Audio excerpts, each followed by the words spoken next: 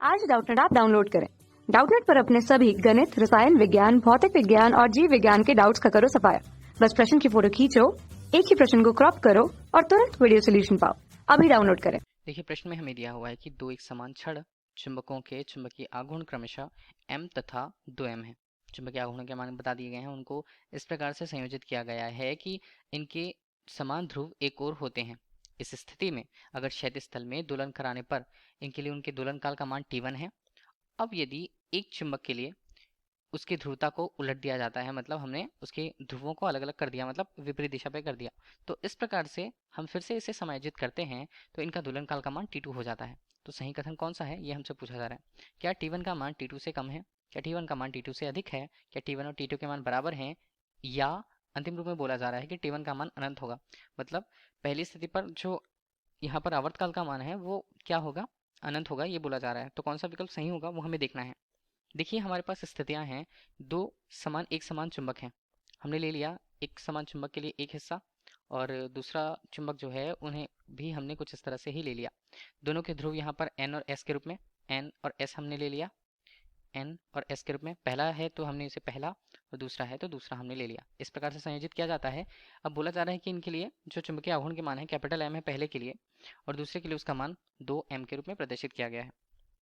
तब इस तरह से हम इनके लिए बताते हैं कि स्थितियां पहले क्या दी हुई हैं। समान ध्रुवों को एक साथ रखकर अगर समंजित कर दिया गया और क्षैतिज तल में इन्हें दोलन कराया गया तो दोलन काल का मान t1 के रूप में प्रदर्शित होता है। तब पहली स्थिति जो ये बताती है कि जब दोनों समान यहाँ ध्रुवों को एक साथ रख दिया जाता है और उस समय जो टाइम ऑफ ऑसिलेशन मतलब आवर्तकाल के मान होते हैं उसे t1 के रूप में अगर हमने प्रस्तुत कर रखा, तो हम पहली की स्थिति को क्या लिखें, ध्रुवों को साथ रखा तो t1 का मान यहाँ पर कितना होगा।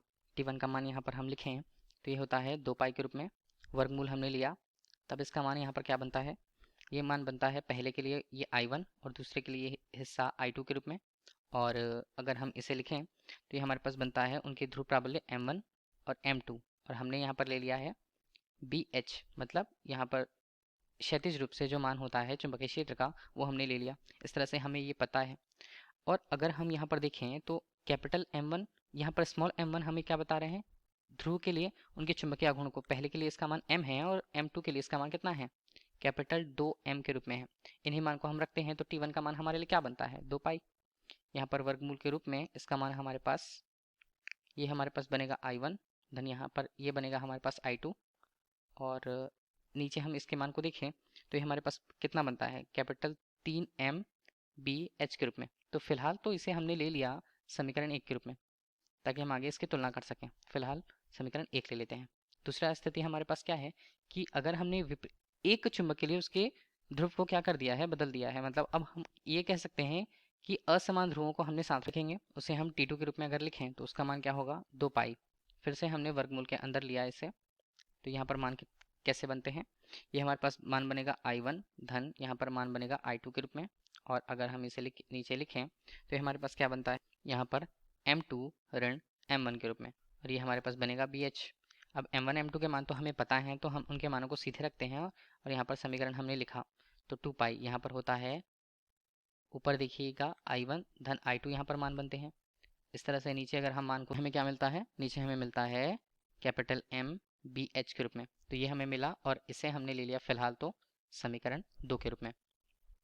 तो अब देखिए समीकरण 1 और समीकरण 2 की तुलना करेंगे हम। पूरे पद तो एक ही हैं, अगर हमने इसकी तुलना करी तो हम यहाँ पर लिख सकते हैं कि समीकरण 1 एवं यहाँ पर 2 से देखिए तुलना करते हैं तो नीचे जो t1 के लिए मान है वो 3 का है, मतलब पूरे पद में 3 का भाग हो जाता है।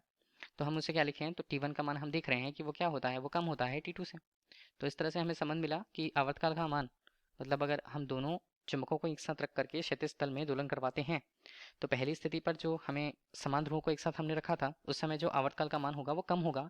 दूसरे जब हमने असमान ध्रुवों को एक साथ रखा, मतलब एक किसी चुंबक के लिए हमने उसके पोलैरिटी मतलब उसकी ध्रुवता को चेंज कर दिया था, तो t1 का मान हमारे लिए कितना होता है, कम होता है t2 से, दूसरी स्थिति पर ऑसिलेशन या आवर्तकाल से। तो हमारे लिए उत्तर कौन सा होगा, विकल्प ए हमारे लिए इस प्रश्न का सही उत्तर होगा। धन्यवाद। कक्षा 6 से 12वीं से लेकर नीट, IIT, JEE वो एडवांस के लेवल तक 1 करोड़ से ज्यादा छात्रों का भरोसा। आज ही डाउनलोड करें डाउटनेट ऐप या व्हाट्सएप करें अपने सारे डाउट्स 8400 400 400 पर।